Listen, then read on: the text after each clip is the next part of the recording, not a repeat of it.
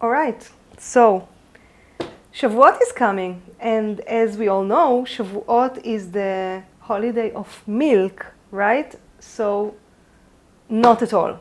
In Jewish tradition, the original Jewish tradition is an agriculture, land-based tradition, and in this time of the year, the farmers were really busy in the fields harvesting, and at the end of the 7 weeks of harvest, they start to count it from Passover until Shavuot.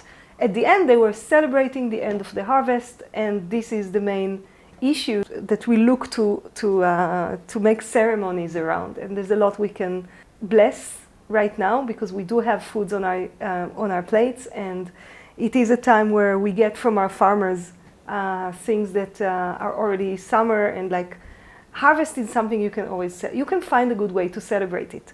Celebrate it by industrial products that come from a very abusive system that is one of the main, if not the main contributor to global warming and climate crisis.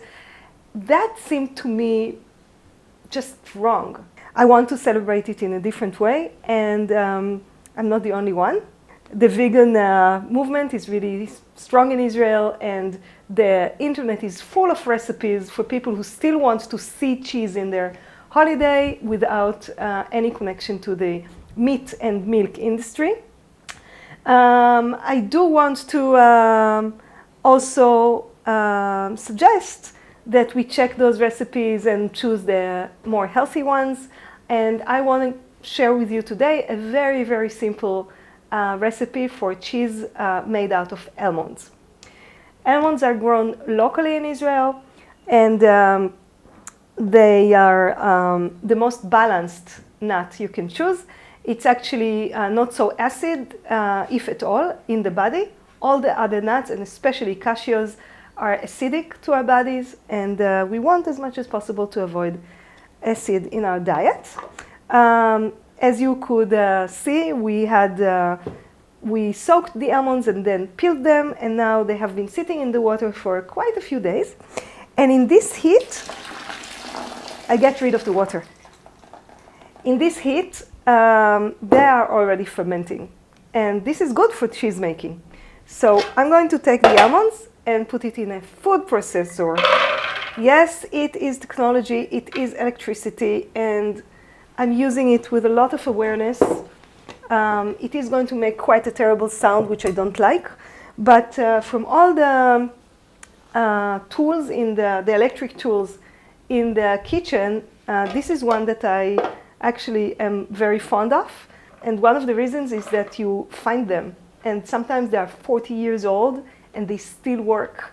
You find an old one and you fix it, and then you use it, and it's with you for many years. Just unbelievable. I'm going to make some noise now.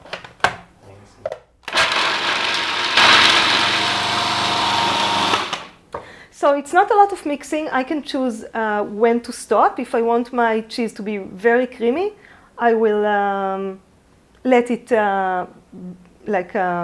process for longer time.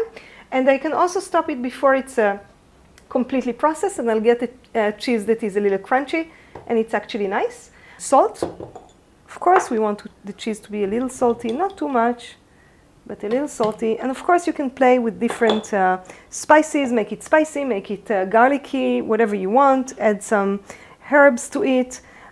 But I think I will stick with a very simple recipe with this one. Before I continue, I will add another ingredient, and that is some sunflower seeds. As you can see, also soaked in water. I get rid of the water. I will water the plants with this water. And I put a little bit, not too much, because then the cheese will change its color. It's not going to be so white, so less festive maybe. However, it will be an amazing spread, but it will just be harder for us to call it cheese when it's not white, right? More noise. Okay, at some point I feel it's a little too dry and I want to add some moisture. And this moisture is going to be vinegar, because I want my cheese to be a little more soury, and I'm going to add some more moisture as I go.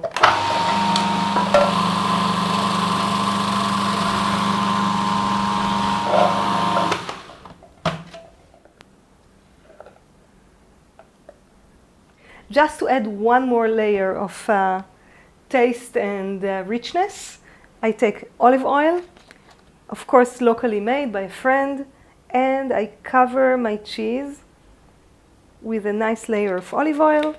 It will protect the top layer from oxidization, and when we use the cheese in a few hours, it of course will blend in and will add to the amazing taste of it. The very last step is to put a piece of cloth and to cover it like that with a rubber and let it stand for a few hours. If it's not so hot, give it like 24 hours maybe.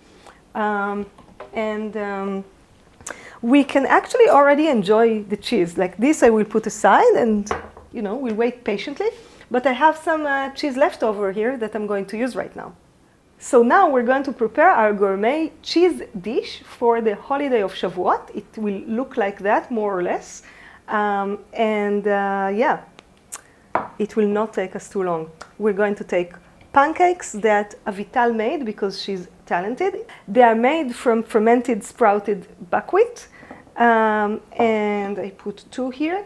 And now I'm going to take from my cheese remaining that is still in the food processor. I'm going to prepare here 2 nice heaps of cheese and some olives that we made ourselves. Sunflower seeds like this. Yeah. To finish it all up, I'll put some olive oil. And last but not least, because this dish doesn't look very summery, I will add some cucumbers. I want to invite you to support us on Patreon page and help me continue to share information that is a nice, I think, that is a good balance between criticism and practicality. I'm here at your service, and I hope to be able to continue to do my work. So thank you very much for your support, and I will see you again very soon.